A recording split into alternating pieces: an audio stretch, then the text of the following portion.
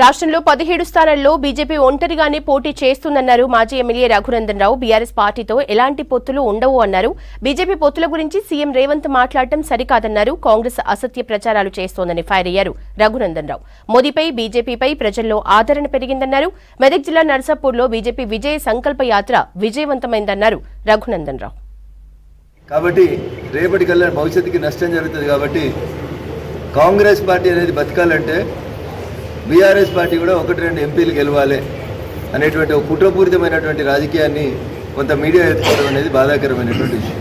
పలు సందర్భాలుగా మా రాష్ట్ర నాయకత్వం, జాతీయ నాయకత్వం చాలా స్పష్టంగా చెప్తూ వచ్చినాయి.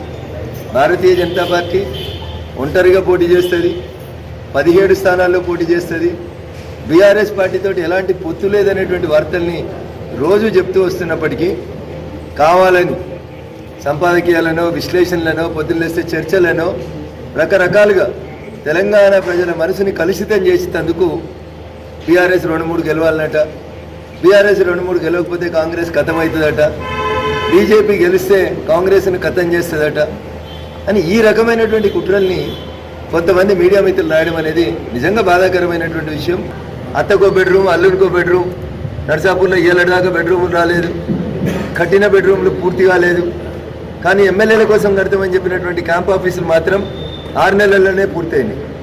గజ్వేల్ అవుతుంది, దుబ్బాకలు అవుతుంది, సిద్దిపేటలు అవుతుంది, నర్సాపూర్లో అవుతుంది. ఎమ్మెల్యేల క్యాంపు కార్యాలయాలు పూర్తయినంత వేగంగా 2 కోట్ల నుంచి 4 కోట్లు పెట్టి కట్టిన ఎమ్మెల్యేల క్యాంపు కార్యాలయాలు పూర్తి అయినంత వేగంగా 2 BHK పూర్తి కాకపోవడం అనేది బాధాకరమైనటువంటి